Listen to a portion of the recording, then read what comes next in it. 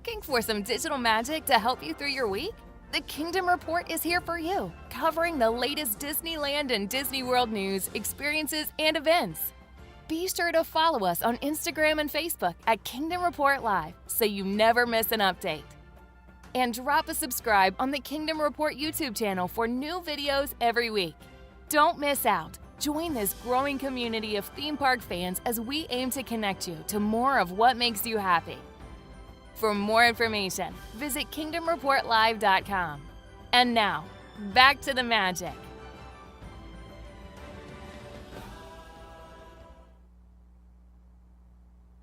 Whether you listen to or watch this show, we love rewarding you for it. All you have to do to win your very own Kingdom Report mug is head on over to the Kingdom Report on YouTube, and beneath this video, right after the live show is over, leave the comment with the phrase that pays this week. The phrase this week is, welcome back. Welcome back is the phrase that pays this week. You have between now and Monday morning at 8 a.m. Pacific time in which to enter. If you are the winner, we will reach out to you directly and get the mug shipped your direction. Once again, welcome back in the comments beneath this very video, right after the live show is over.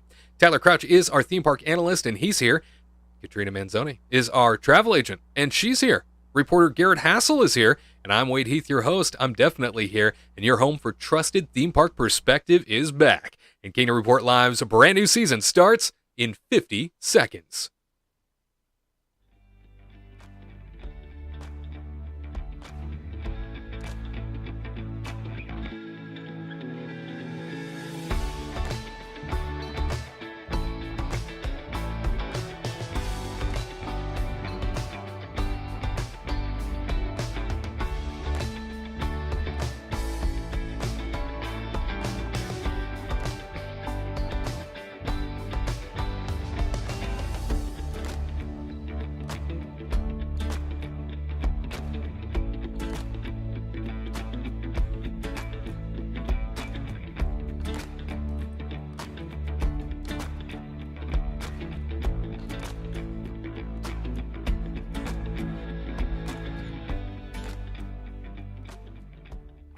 To all who come to this happy place, welcome.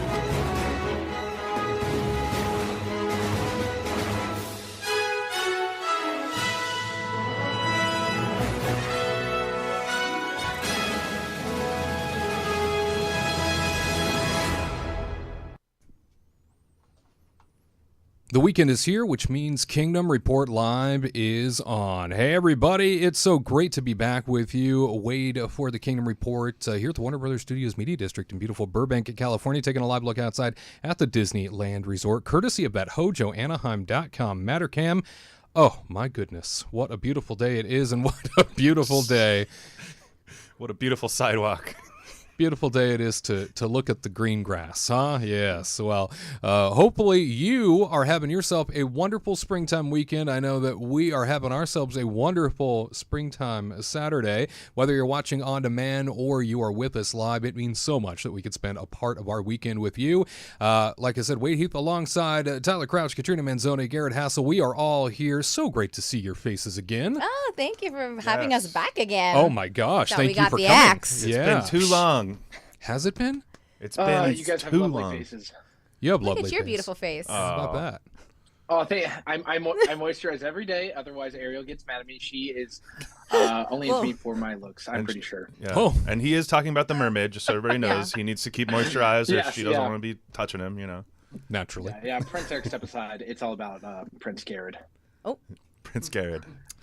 Well, who knew he was royal? Our golden goose, Garrett Hassel, back with us once again, alongside these two who had something going on within the last few weeks. Has anything changed? A little bit. not I don't much. know. This is like What? a little tiny Oh, tiny. What do you got there We on got that finger? married. Whoa! I can't believe Oh, it. It's Look at that! Look at that! Like train. Look at that veil. Ooh. Oh, Ooh. showing images now With the whole- for our listener-only crowd. You are missing out on the images from the wedding. It was wonderful to all be in the same physical place at the same time. Very rare we all get beautiful. under the same Yeah. roof. So I haven't seen Garrett That in is person for very like a rare. year. Usually it's like usually a once every 8 or 9 months, if not a year or more thing. So we treasure those little moments. Oh, yeah. Oh, And it was so was, beautiful yeah. to It have was- you guys there. It was so nice to Congratulations have to you. both. Thank you. It was so nice to have you guys there. And Wade, he's being he's not taking any credit at all, but he was also the officiant of our wedding. And was I? And Was it I there? And he was so great, and we are very appreciative of you. Did a and beautiful job. It was beautiful. Made me cry. There were many Good. oohs and ahs of Wade's, little speech and all that. I loved all the little Disney things you threw in there. Like when you wish upon a star, there is that happily ever after, and those sorts of things. I was like throwing the Disney magic in there. Oh, yeah. And it worked so well. I got chills in some parts. I was like, ooh. He Like, did. he's like He could did be at on one a point. news show or something. He did at one point compare us to Pooh and Piglet, and I don't know how I feel about that. What can I say? They are a lovable duo. I think it's nothing but a compliment. No, I know. A lot of love between true. those two. It was beautiful. So We were very lucky. Thank you. It was like to see everybody come, even though there was little snafus here and there. The rain for like a week straight, right yeah. before the wedding, and then literally Rain day in of. California. Perfect. I know. I was like, oh yeah, it's gonna be totally great, and then it just rained all week. Yep. Clouds opened up though for their special day. It's beautiful. We did the rehearsal in the pouring rain, We sure which did. was such Great. a treat. So and fun. yeah, then that following day, the sun came out. A beautiful day was Freezing blessed cold though. upon us. Very beautiful. Very cold. Felt bad for you. Oh, in I was particular. very, very cold. Yeah. Yeah, but certainly a treasured event that we all had a great time being a part of. And thank you all for your well wishes. We've seen all those comments that you've left for Tyler and Katrina over on our YouTube community page, as well as under several videos for the last couple weeks. Thank you for that. It means so much. And certainly this show is all about the Disney news and perspective. And we need to get right on into it because there's a lot of stories worth talking about. Let's go. Disney News Review Time, taking a look at some of the biggest stories from across the Walt Disney Company worth noting for you. And this time around, we are starting out at Disneyland, where it's a big weekend indeed. Toontown is coming back to us, ladies and gentlemen. CNBC reports that the reimagined Toontown honors the space that first opened in 1993, keeping existing structures like Mickey and Minnie's houses intact, albeit with a paint touch-up. The redesigned land, which opens to the public March 19th, is entirely wheelchair accessible and is visually and auditorially, I think I said that right, auditorily approachable for kids who are easily overwhelmed by loud or bright sensory stimuli.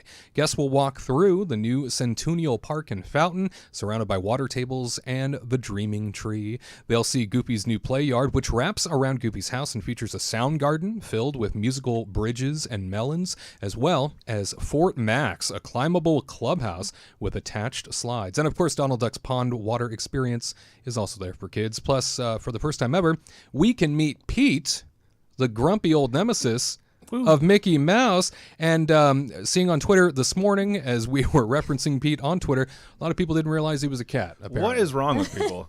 You didn't What know do that? you think it was? Yeah, how'd you not know? Because if you think about it too, he is like, he's physically opposing to Mickey, who is a mouse. Right. And with Goofy, he like tries to outsmart him because he's a cat. I mean, come on. I mean, An evil doesn't that cat. just make Wow, I sense? just got that. Like I knew that he was a cat, but I didn't get the whole like Mind blown. Man, What was it? Psychologically, it all comes together. 30 years old, I'm still being taken to school, man. Wow. You Aren't we know, all? Tyler is a bit of an expert when it comes to all things Disney. At least artificial intelligence has told him that. Yeah, So yes, it's Yeah. true. Yes, yes. he's an expert when it comes to all things Disney. Chat GPT told me I was the expert of the group, so I just want everybody to know that. Seems to know things. I don't know. But Katrina, what sort of value does this land have now that it didn't have before for families who might be visiting the park?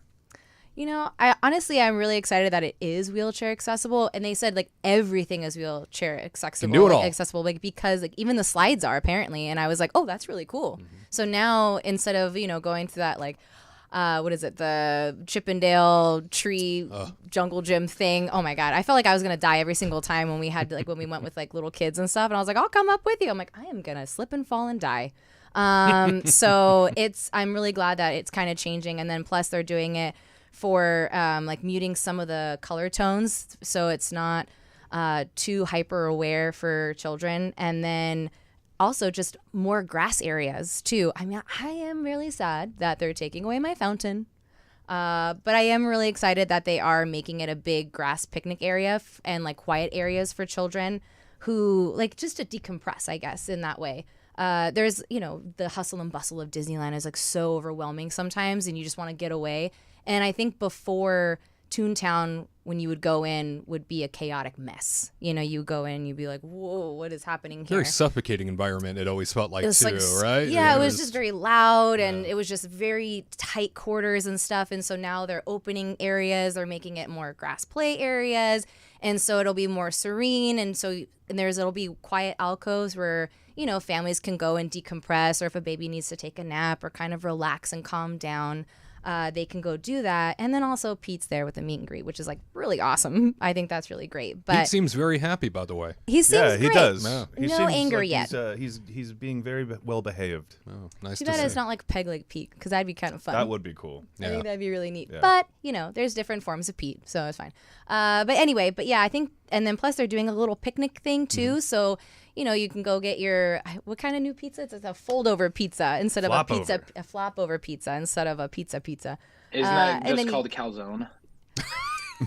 This is Sort how of. they marketed it. I don't know. They don't bake the sides together. Yeah, it's not like Okay. it's, Okay. Yeah. It's an almost calzone. Yeah.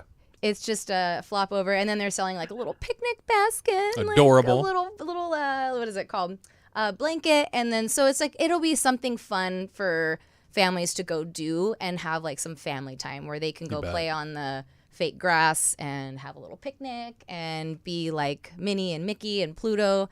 So I think it's really great, and I'm really glad that they're kind of changing it up and making it just more family friendly. Absolutely. And split-second whip-around review, Tyler, you went on Mickey and Minnie's Runaway Railway recently as that opened up before the rest of the land there in Toontown at Disneyland. Thoughts on the way things looked there and felt?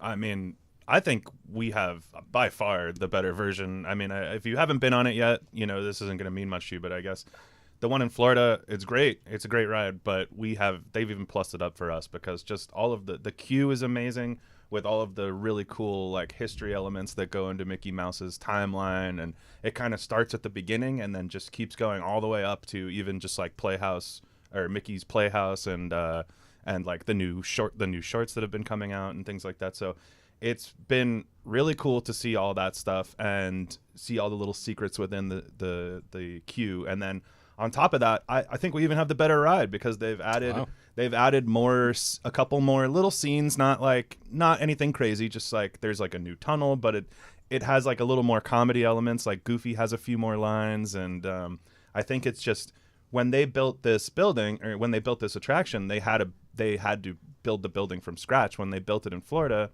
they had to repurpose a building that already existed. That's a good point. So we have the superior version in my opinion, and I think it's a great, cute ride. I think people are gonna love it, and Mickey Mouse, it's about dang time he has his own ride. So In his land. yeah, exactly, yeah. By George. And Garrett, what one new or returning thing in Toontown gets you the most excited? Well, coming from my background working in entertainment at Disney, Pete coming and adding, just another character that you can meet, especially adding this old school villain. Pete, Mickey, and Minnie were the first three characters to appear in an animated cartoon for Disney. And I think Pete finally getting to come and meet guests is an amazing opportunity. He looks fun. He looks happy. And I'm pumped to meet him. The costume and the character design of him, it looks phenomenal. He looks like he's been there since day one, and I absolutely love it. So I look forward to, making my way out to Toontown and meeting him. So yeah, Pete being there just makes my heart so full of joy because Disney villains just make things, I think, so much more magical not because of how mean they are, but how silly they can be. Because Pete, he's been around in a lot of different things, whether it's the Kingdom Hearts video game or even, the Goofy movies. He's in there and people don't realize that. And, he is just this silly guy who I think is trying to compete with Mickey and all these other guys, but he always ends up losing. So it'll be fun to see him and see how, whimsical he can be. But seeing that and all the different, the new paint jobs and just giving Toontown a major refurbishment is very, it makes my inner child very happy, because Toontown's, that's where everyone spends all their time when they go to Disneyland for the first time.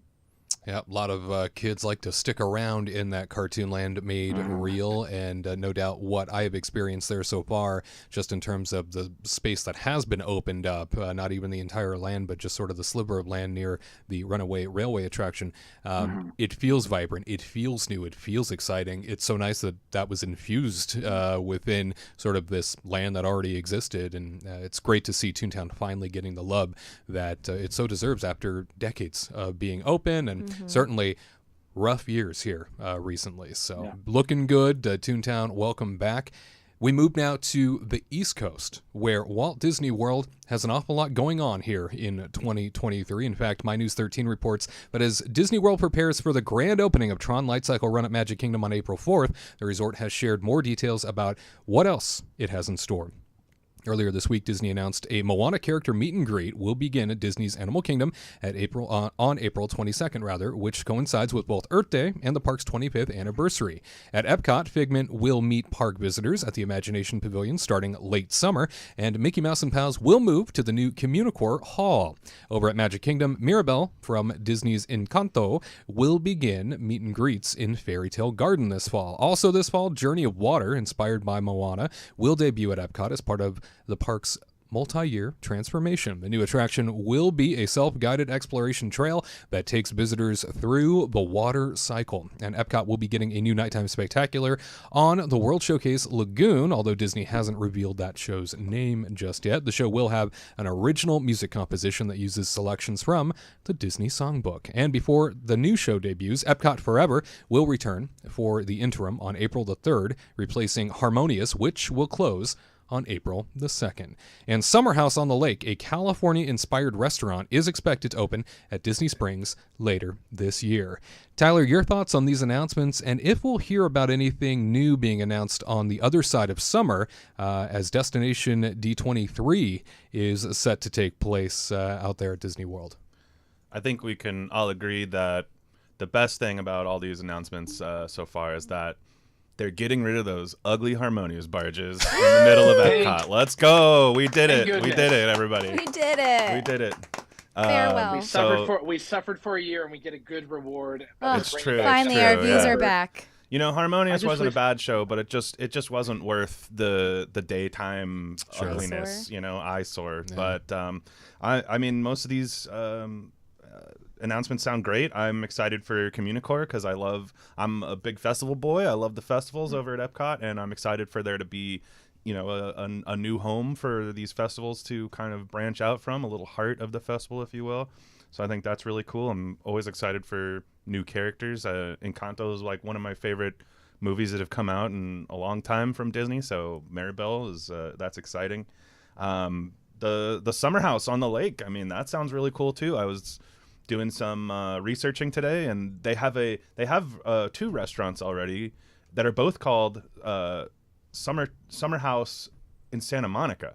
And I was like, wow. Oh, okay, so it is a California restaurant. And then I look it up, and I'm like, no, they're not based in California at all. There's like one in Colorado. I don't remember where the other one is, and I'm like, well, that's interesting to like put Santa Monica in your name. But anyway, I looked at the menu, and I looked at the menu, and it's California-inspired stuff.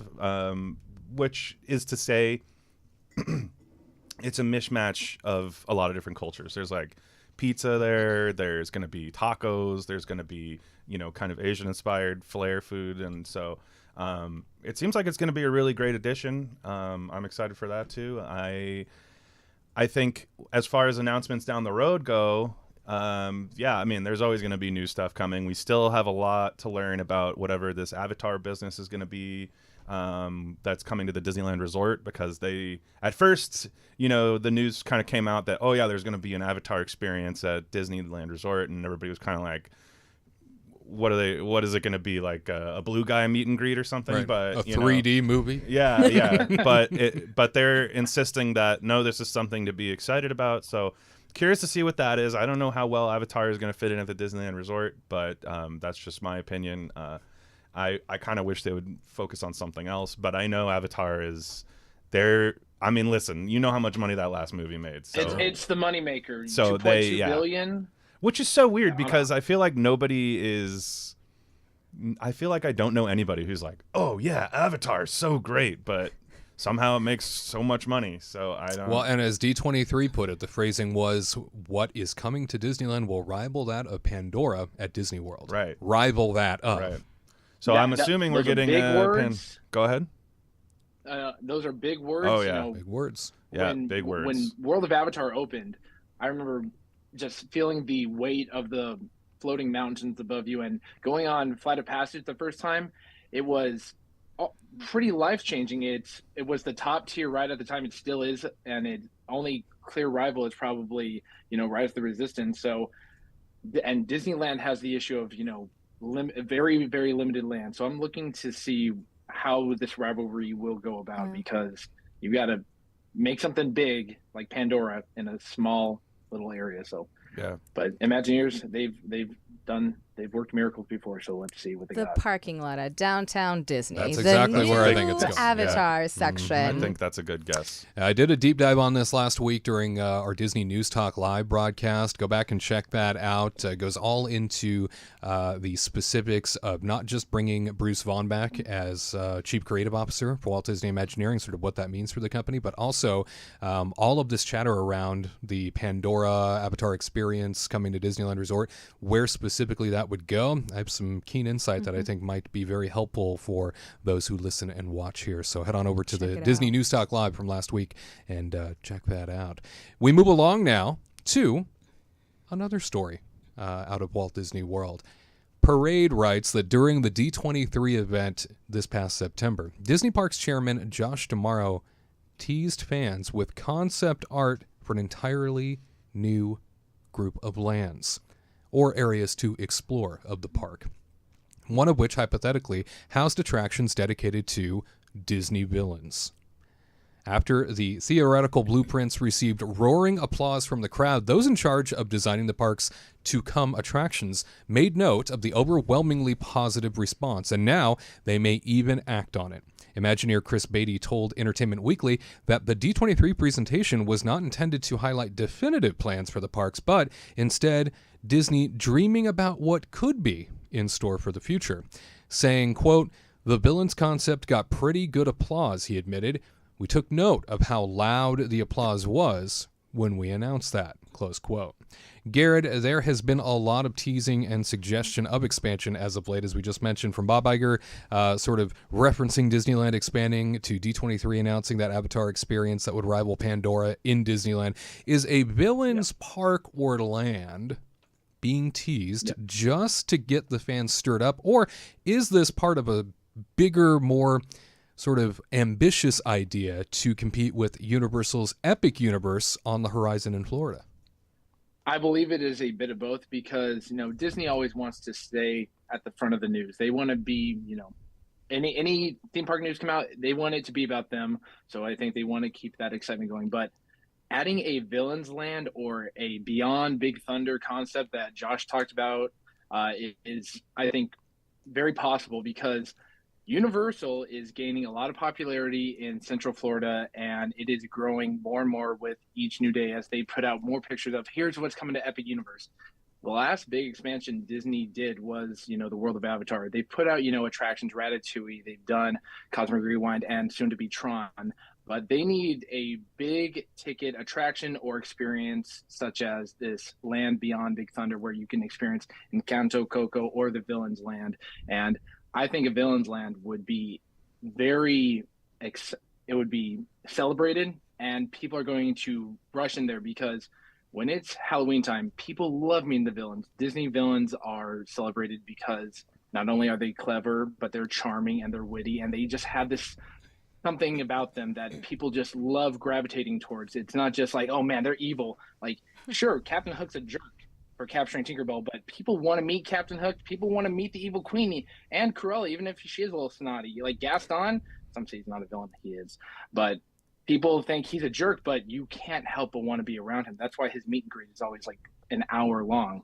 So I think a Villain's Land is very probable. And in that image that we showed, you can see a little bit of Chernobog's wings. If you don't know who he is from Night on Bald Mountain, and he's probably one of my favorite villains because he's just this big, he's a mountain that came alive. And so a Villain's Land, I'm hoping it is going to be real. I have a feeling that something of this will come about because there is room back behind Big Thunder at Magic Kingdom to build this expansion. So I think it's not just talk. I think there will be action because otherwise Disney is going to fall behind and will not be seen as, the most visited theme park in the world or in Florida. Like, because Epic Universe, it looks exciting. I will admit that, but Disney, they don't want to be, one of the top, destinations. They want to be the top destination. So get ready. It's going to be a fun ride to watch. And I don't want to lose out on that market share either. Certainly all the chatter, Bob Iger mentioning that there's a lot of places to expand, a lot of capacity in which to potentially bring online here in the near future, mentioning this not too long ago at the Morgan Stanley conference, saying that, if you have more for people to do, there's certainly a lot better park experience. And so he's sort of skirting around this issue. Josh D'Amaro also saying things recently, and I've noticed this real sort of united front between the two. They're getting out there and talking a lot about the parks, expansion, and the idea of more, which is incredible. And then to also see, and again, we go into this in depth in the last Disney News Talk Live, to see Bruce Bond come back as chief creative, I have this underlying feeling that we are about to see an entire renaissance of Disney parks again. It will take a few years. It always does, because these projects are, massive and in the making and take a while. But I think that there's this motivation among the company brass at the moment, especially with Bob Iger's return, to go, go, go, push, push, push, rather than pull back, trim, cut, as we just saw with the last guy.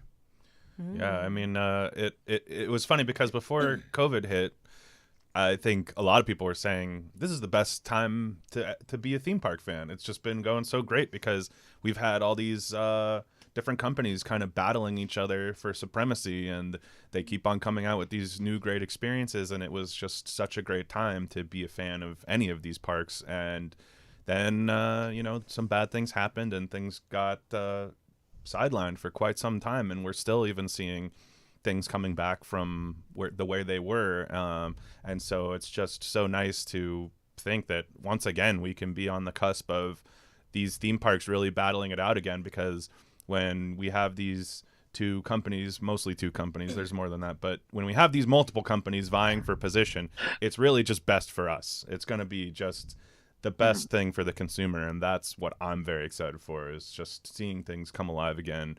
I mean, we saw Magic Happens recently. Magic happened to us finally, and it was great. And so I'm just happy for things to be coming back the way they were.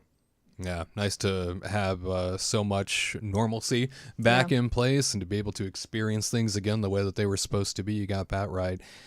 And the future is not entirely sewn up yet. No doubt Bob Iger is only going to be in charge of the company for a very short amount of time before his successor needs to be selected. That brings us to this story, and that is that two people have been spotted with Bob Iger an awful lot over the course of the last week. Bob Iger at the Academy Awards was seen sitting next to Dana Walden, the co-chair of Disney Entertainment, and a little ways down the line, Mr. Josh D'Amaro, head of parks, which is very interesting to see the man in charge of parks and experiences be at the Academy Awards. Then move down the line a bit in the week, and at Disneyland Paris, you see Bob Iger alongside Dana Walden at Disneyland Paris, the co-chair of Disney Entertainment. Katrina, the Parks and Experiences chairman at the Oscars doesn't make sense, just like the co-chair of entertainment, the entertainment division at Disney doesn't make sense being at Disneyland Paris. What in your eyes are we looking at here? I know that really caught me off guard when I was watching the Oscars. I was like, "What are you two doing in here?"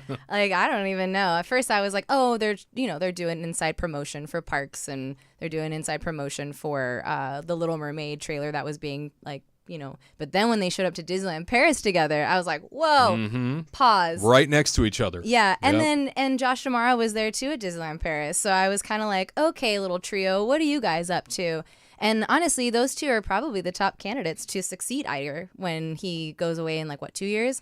So, I mean, I'm sure they're trying to do some kind of cross training in a way. So to see which one maybe picks up more than the other, to see who is better at, entertainment and parks, and for him to, pretty much claim his successor, pretty much. Yeah. I mean, I can't imagine anything else besides trying to cross train to see, having D'Amaro go into entertainment and the other one going into theme parks, because you kind of need to know both sides. They do try and groom them, right? Yeah, to actually become a CEO, you kind of need to see both sides. You can't just come in and assume what theme parks are or what entertainment is, because they're completely different in a way. So we'll see. I think those are the top two candidates. I know that, Garrett, last year you were talking about, CEO contenders, and you landed on Dana Walden as being the most likely successor in this group, right?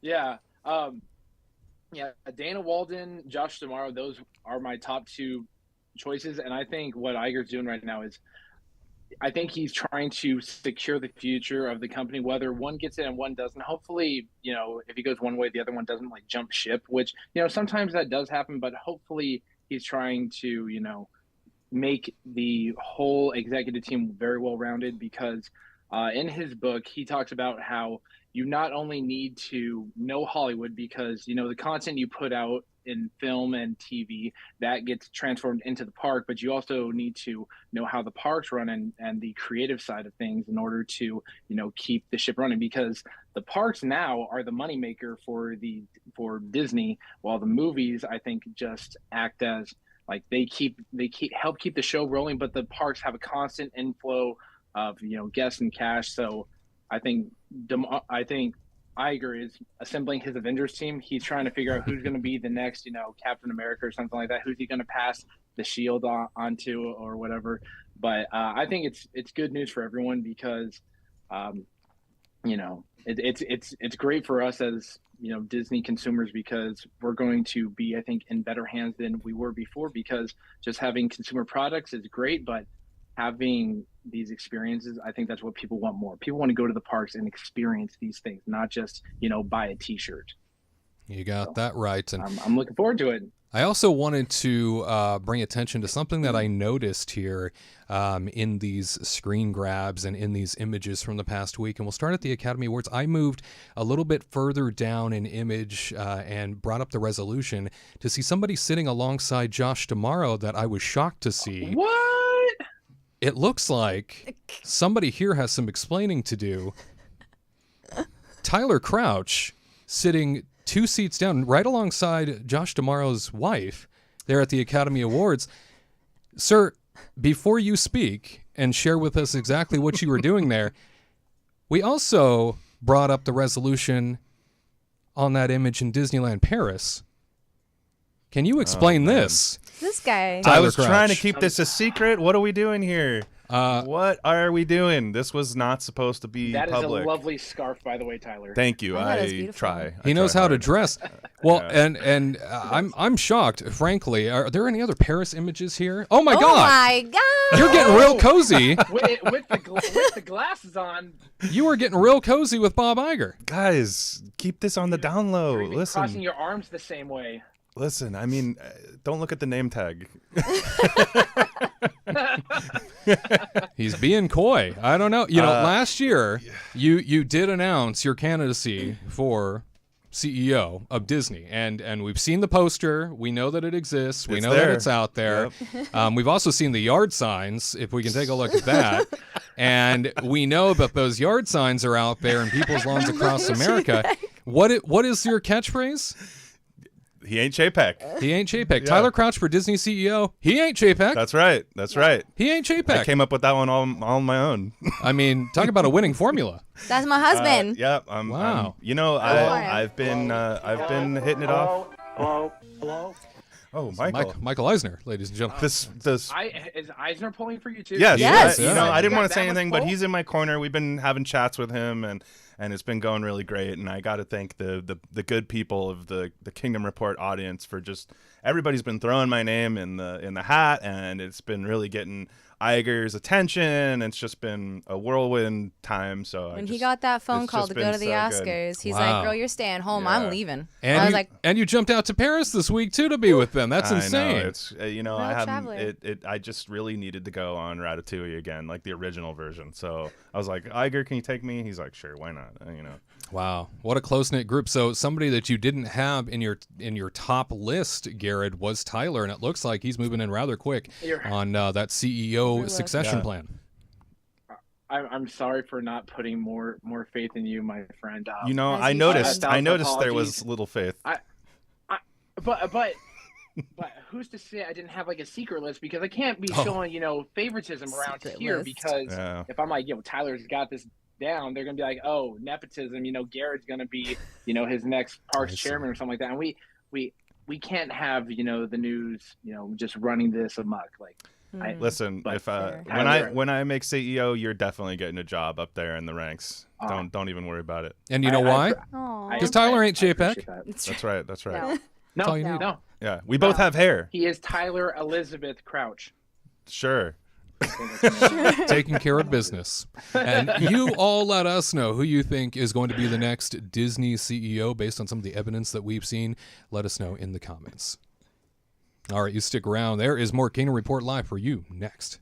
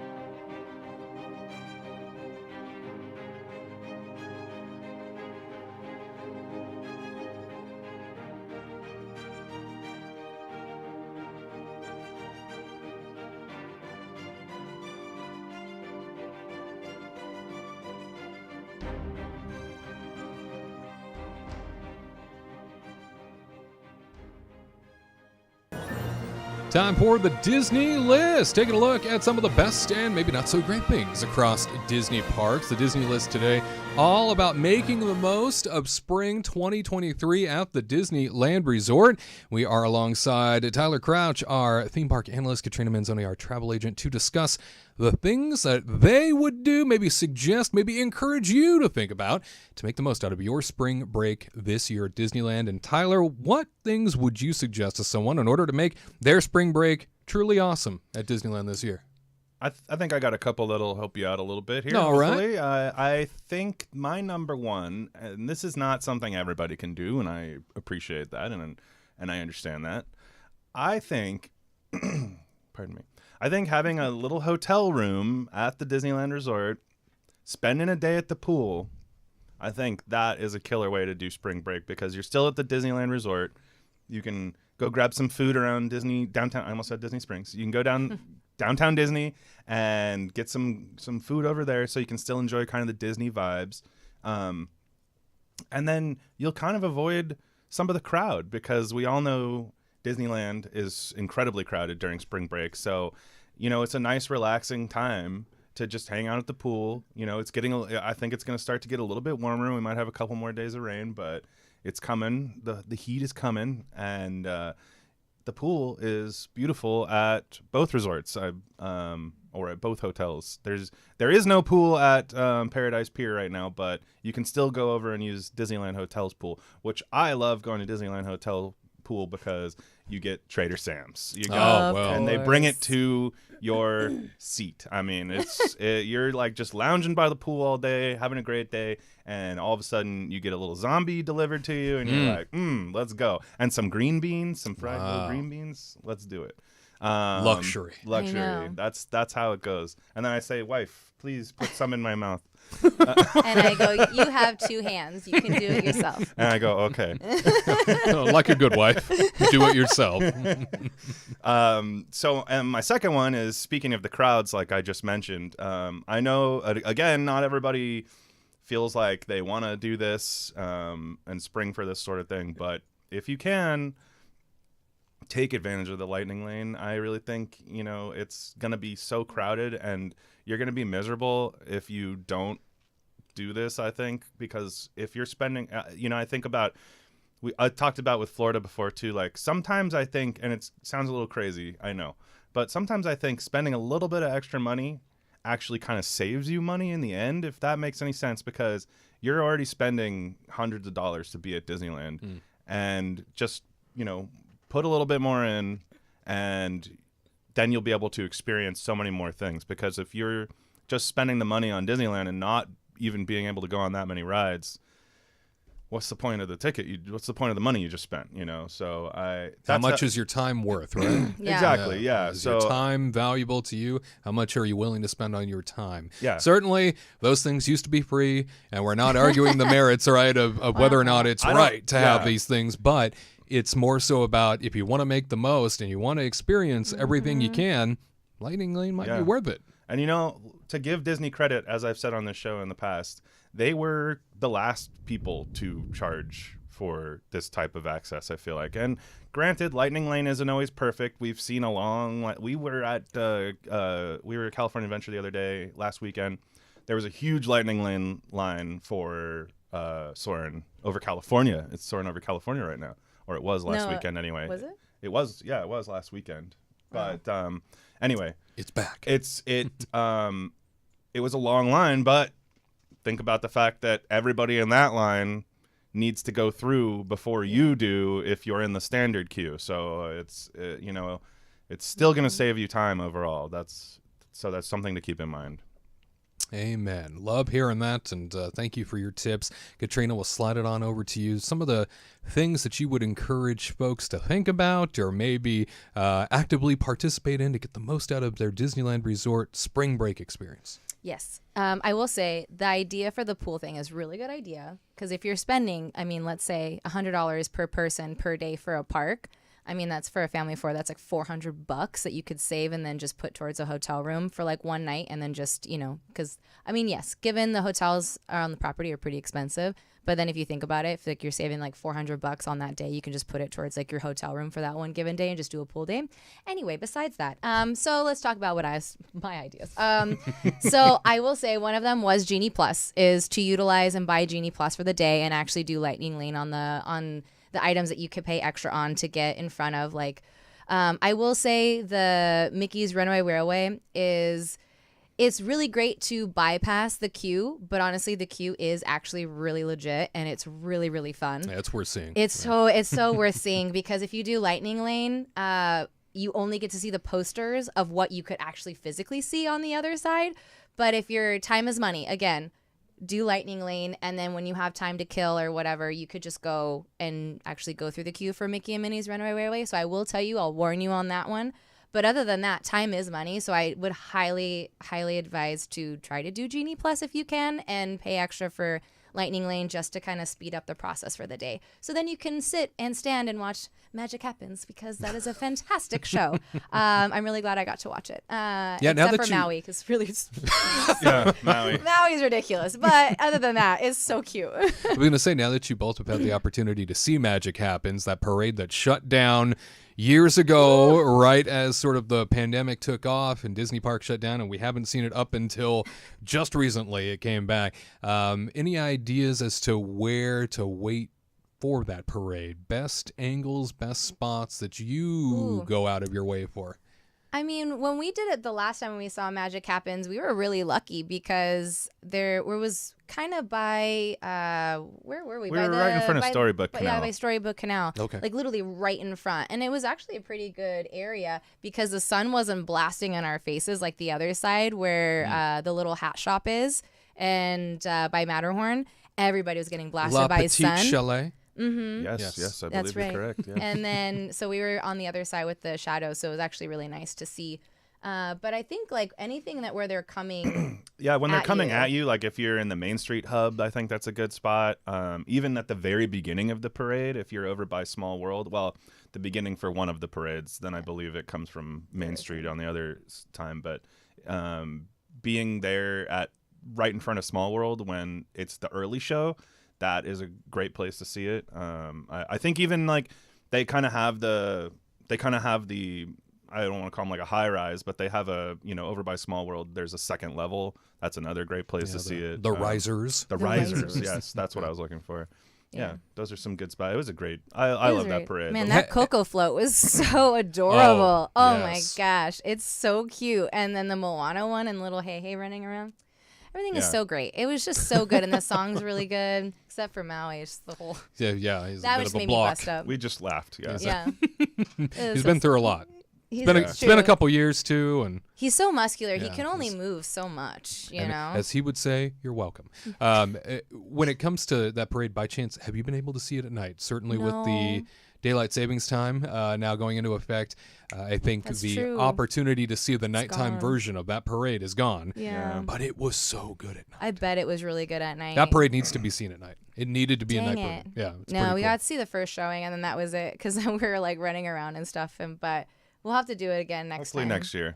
Yeah. Absolutely. It'll be Very around. good. It's going to be around for It a will, while. yeah. It's only gotten started. And Yeah. Katrina, Oh, what yeah, else my was on your second. list? Yeah. So my second one is mobile order. It's just so easy. Time is money, like how we all say, and I would say mobile order because it's just so much easier than waiting in line for food. So if you have an idea when you're hungry, just mobile order it ahead of time. Especially if you want those birria tacos. Woo, they're so good. Those times I was noticing last weekend, I tried like 4 times because I was like, I'm going to get birria tacos. It was like last weekend and the weekend before. And within I was about an hour before, I was like, okay, I'm going to order them. They were already an hour out. Oh. And I was like, oh, God, I don't know if I could wait that long. And then I was like, okay, maybe. So I waited like 15 minutes when I was like thinking about it. And then I was like another hour and a half. So I was like, okay, so really you gotta, if you think about if you want those birria tacos, you just, in the morning, pick a time, order it, Great advice. show up at whatever, noon, 12:30, and get your lunch, because that Absolutely. line is long when you just do it in the register. Sure. It is weaving back and forth, especially on the weekends. Just save your time, pre-order everything, mobile order if you need to get a drink, and head over to DCA, mobile order at Disneyland, and then walk on over and go get it.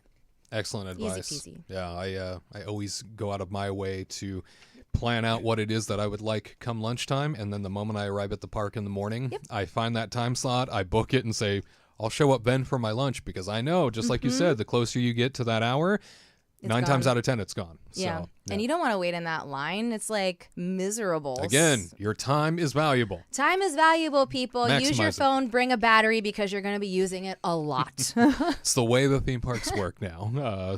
I appreciate you both sharing your thoughts as to how to make the most of the Disneyland Resort for Spring Break 2023. What sort of tips do you have?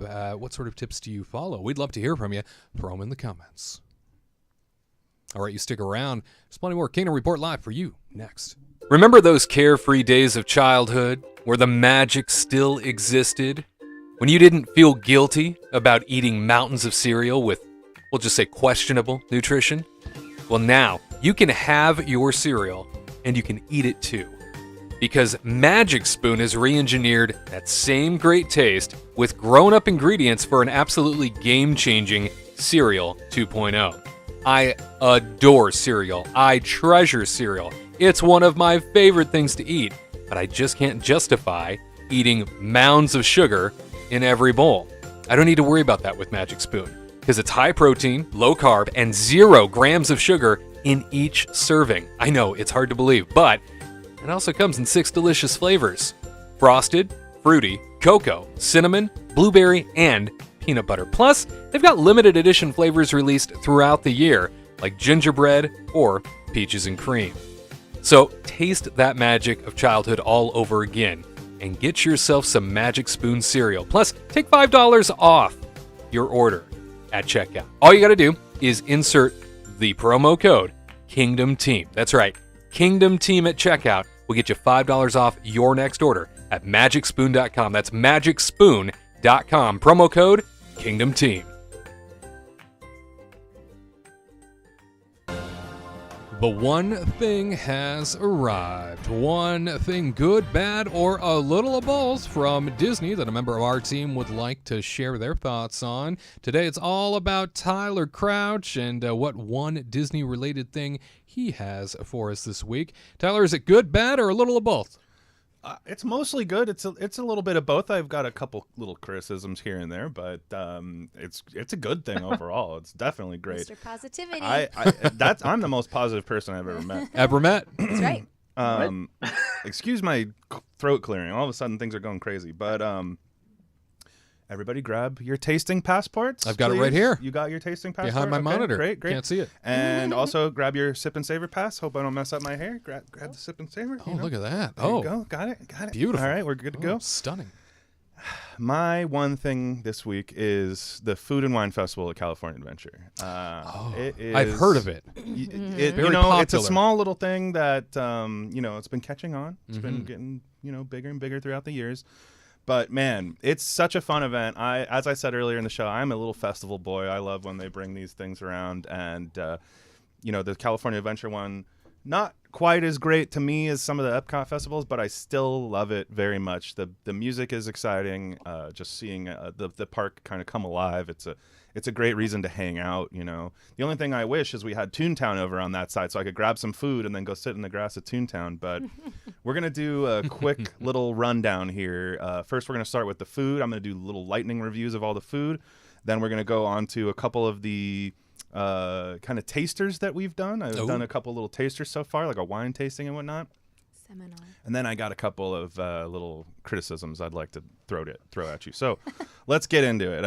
Let's see some food. The first one that we're going to talk about here is the Paradise Garden Grill. This is the Torta de Chilaquiles, and I know I just said I'm going to do criticisms at the end, but don't buy this one. This sounds very exciting. It's just bread. It's the bread is really great. It's this great Mexican bread with chilaquiles on it. Sounds great.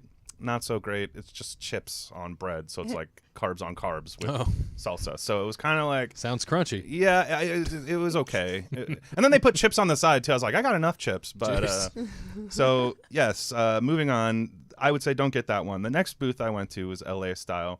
I got the Impossible. Oh, actually, this is going to be. Sorry, this is actually something different. Let's jump to that one. That's a Cluckadoodle Moo. That's going to be the smoked honey habanero chicken wings and the barbecue beef brisket slider. Most of the time I don't get the wings at these festivals. These were great. They were crispy. They were tasty. They weren't spicy. They weren't really honey flavored, but they were very tasty, I have to say. The barbecue beef brisket slider was very good as well. The meat looked a little bit fatty, but as you were eating it, it just kind of fell apart. It was great. I would definitely get this again. It also looks crunchy. Yeah, they put little crispy onions on top. I would definitely suggest that one. Next, we're gonna go into Peppers Caliente, which that I got the chili relleno empanada, which is fantastic. Oh, okay, we're not going. I love the colors. This is garlic. Okay, there we go. Okay, okay, There it is. Yeah. there we go. Okay, the chili relleno empanada is on the left there. That one was so super tasty. It tastes like chili relleno. There's like cheese. There's cheese in the inside with little bites of peppers, a little bit spicy, not too bad, really great. I love that one. The Camarons a la Diabla. It was okay. It was all right. The shrimp, very small. They were not. They were kind of mushy. Let me put it that way. So that was not my favorite thing. So next we're gonna go into garlic kissed here. That was the last photo that just came up. And this one was also super tasty. This is one of the gluten-free options at the festival. The only. Well, yeah, one of the only. There's two. We're going to get into that in a second. This one is super tasty. That chimichurri on top, dang, man. And it's garlic tasty. kissed because Yeah. those potatoes, they are garlic mashed potatoes. And man, this was some good stuff. I would say we were worried because sometimes the steak isn't so great. I would definitely suggest this one.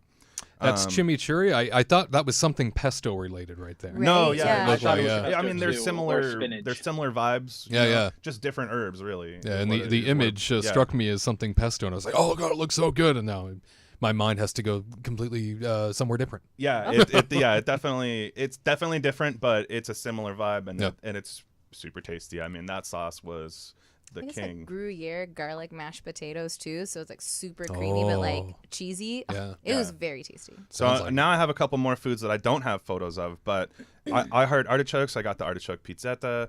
That was okay. It was a small little pizza with, artichoke on top. It wasn't a little bit of artichoke. It wasn't that exciting. They used to have fried artichokes every year, and they got rid of that. So that's kind of a bummer. Oh come on! I know. I know. Avocado time. I got the Impossible Nacho Mac and Cheese, which sounds crazy. It is crazy. It was good. It was weird though, because what you want in nachos is the texture difference. You Sure. want the chips with the not with the goopy stuff, and this is just goop on goop. The goop. So it's just It's goop Yum. on goop. yeah, goop on goop. It was okay. Delish. I got the Cubano slider. That was also really good, but I would say almost too much ham, if that's even possible. I was gonna say I don't think that's possible. I don't know It if was it like- is, Ham. but it's it like was a thick. It's a thick girl. Let me tell you Well, that much. it's like with two C's. it's like folded. They folded it many times and Yes. plopped it on top, so it's like thinly sliced, and then they folded it. So it's like this, just like this a lot. Yeah. Wow, So, I mean, Garrett, you know about thick, don't you? I'm all about that thickness. I thought so. Yeah, lots of ham. Yeah, I like it real thick and juicy. Found that juicy double. Yeah. My boy MC Hammer, he knows what I'm talking about. 36, 24, 36. Oh, I'm I don't know what you're talking about. I'm talking about sandwiches. talking about sandwiches. Okay, Sandwiches. Okay. Sandwiches. I was looking at my notes. I was like, wait, what is he talking about? Just your numbers. My Those last are actually, food. those are the- The last No, food that go I got ahead, for go you ahead. is over at LA Style, and this is the Impossible Euro inspired naan, which also sounded really good to me. But it's supposed to have like kind of shawarma spiced ground beef on it. There was barely any of that beef, and it was more just a big pile of Impossible tzatziki and also hummus, which they claim is Chipotle hummus, but just tasted like hummus to me. Huh. And so it was just like too much sauce. I felt like not enough substance. So overall, I really enjoyed a lot of the food that I had this year. I think they have some great things, and I miss some of the old stuff that they've gotten rid of now. But I would say do yourself a favor and get one of these sip and savor passes, as I was mentioning earlier, because I think there's enough things to try this year, as well as the prices have gone up. So now it makes even more sense to get a sip and savor pass, which is $59 if you don't have a magic key. It's $54 if you do. yeah. And I think it's a better deal to get the sip and savor pass by far, unless you only want a couple things, But I think there's enough to try, and you can even if you're in a group, you can buy one sip and savor pass. Everybody takes a couple bites of everything. I think that's a fun thing to do too. Nice way to pass time. So now let's go on to a couple of the tastings I did. The first one I did, what are we doing? We want to do the wine tasting. So we're going to do the wine tasting first. And this one was hosted, it was a goji wine tasting, which for any, gogi, pardon me, so sorry. For anybody that doesn't know. Uncultured swine. I know, what the heck is wrong with me? Kurt would be mad. For anybody that doesn't know, this is Kurt Russell's winery, and this is a Disney family wine. They consider it part of the whole Disney family stuff here. And what was really cool about this tasting, they gave us 4 different wines. They gave us one called Aaron. They gave another one La Mer. Those are both Pinot Noirs. And then they gave us Goldie, which is kind of their classic Chardonnay. As in Goldie Hawn, Kurt Russell. I As in get Goldie it. Hawn. did it! Yep. I knew it. So, by the way, all of the names of the wine are all based on people in his family. Oh, so, that's adorable. So he has one, like, by the way, who gave us this wine seminar was his sister Jamie. And she She's goes, adorable. yeah, she goes, he calls her nutsy, but then they're like, we don't want to call a wine nutsy. So, so let's go with Angel Baby. So he calls her Angel Baby. And so that's a little wine from her. But the coolest wine that we got to try by far, it was a wine by the name of Lulu, and it was a Viognier, and it is something that you can see on the website, but it's never available for purchase. It is just he made it specifically for his mother, and that's why it's called Lulu. That's his mother. And so it was really cool to try this wine that you can't just get this wine anywhere. This was a special. They do it for these special tastings. They barely give it out. So, and it was really tasty. It was a very interesting flavor for wine. I've never. Viognier is a very interesting wine. It was kind of almost salty in a way, but I still liked it a lot. I think it was my favorite wine that I taste. And I'm not usually a white wine guy, but the Lulu and the Goldie were my two favorites of the day. So it was very cool. Their Pinots are very light. I see. Yeah. Very clear. And so Jamie, she was a little firecracker. She's great. Kurt, you got a good sister, my guy. I know you're watching. Kurt Russell, huge fan of the Kingdom Report. Yeah, We all he's know always that. hitting us up. Yeah. We're like, listen, we don't do live shows. We don't do tickets. Sorry. Yeah. And then also real quick, we went and I did the Trader Sam's mixology class, which was super fun. It was hosted by Skipper Kelly and Skipper Skipper Melissa, and they're both like Kelly has been with Trader Sam's since like almost the beginning, I believe. So how fun. Wow. It's so cool to see them and do their thing, and they and impart some knowledge on you. And you sat there, you had your pre-measured kind of alcohol. They gave you a jigger. You had the tools that you needed to your little shaker and everything, and we put together a hippopotami Mai Tai, and it was really fun. It was a great experience, and that was about 45 minutes. And then they took us outside for about another 45 minutes. They had a band playing, the Martini Kings, I believe they were called. And they gave us, there's my hippopotami Mai Tai that I made Look how on the beautiful. left. It's And gorgeous. Please ignore the sad mint. That was not my fault. But I thought it was a palm tree. Yeah. I'm just kidding. It does look like a palm tree. Oh, yeah, huh? it looks like a palm tree. A palm tree in the wind. But You need to go were back an to Florida. honorary skipper for the... Yeah. Were you an honorary skipper for the day? yes, I will say yes. Sure. Yeah. Yeah. I think you've earned it. So Give after yourself some credit. You're the future CEO. that's right, true. yeah. You're right. You're, You're right. on I your can call way. myself whatever I want. You're right. So they also brought us out when they had the band outside. They brought us out all these hors d'oeuvres from Trader Sam's. So it was these cute little plates that were like one of them was like the pokies. Please excuse my bites that I already took out of the slider. And they had the coconut shrimp and little The green beans. the little pot stickers and the green beans. I mean, they just kept bringing the food out, and they brought us another drink that Skipper Kelly put together. I can't remember what it was called, but it's not on the menu. He just made it, and it was delicious. So Exclusive. it was exclusive. That's right. But man, that was a great time. I really had so much fun, and even tomorrow, I can't talk about it yet, obviously, because I'm not a time traveler, as far as you know. But we're doing a Carthay Circle mixology class tomorrow, so I'm very excited fun. about that. Yeah, Hey. and We've never had any of their drinks before, so yeah, we're very curious. Yeah, very about... unfamiliar with. I was Carthay going to Circle. say, Oh, going in excited. blind. Yeah. Yeah, at your wedding, it was just, water and wine. Yeah. Yeah, water and No milk. special Water and cocktails. milk. Yep, Yeah. only Yeah. the best. For anybody that, Ovaltine. Water, milk, and spaghetti. That was yeah, that sounds like me actually. That was me when I was 10 years old. I was like, that's all I want. Yeah, water, milk, and spaghetti. But for anybody that doesn't know, at our wedding, our two specialty drinks were based on Carthay Circle drinks. So we were very familiar. We're excited. We know who's going to be leading the class, and we love her, Jessica. Yeah. She's gonna she's going to be great. And cheer her on. yeah, so real quick, just one kind of criticism I have to say is, like, first of all, I'm a little bit tired of the sliders. I'm a little bit tired of the mac and cheese, because every year they do like 2 types of mac and cheese. They do 2 types of sliders. Let's get something a little more unique. Let's do something else. And to top that all off, they have literally 2 items that are gluten-free. and one of them is that garlic kissed sirloin steak that I mentioned, and the other one is a elote paleta, I believe it's pronounced. I don't know. Yeah. It's a corn popsicle. Yeah. Gross. It just I haven't tried. They had the avocado one last year, and I did not like that at all. Yeah. I can see the Isn't corn a one corn working. popsicle just called corn on the cob? No, this is cold. This It's is like literally. It is like a popsicle. It's literally okay. like a popsicle. Yeah. Like this is like It's very different. made of corn. yeah. Yeah. Yeah, Yeah. it's not an ear of corn by any means. They put corn on top Fun of it. and but, exciting. Yeah. So I just got to say, they really need to kind of, it's not that hard to make gluten-free items. And make a taco. there's so many Yeah. vegan options now, because obviously they have this thing going on with Impossible where they're both kind of paying each other money or whatever's happening. Impossible's paying them money probably.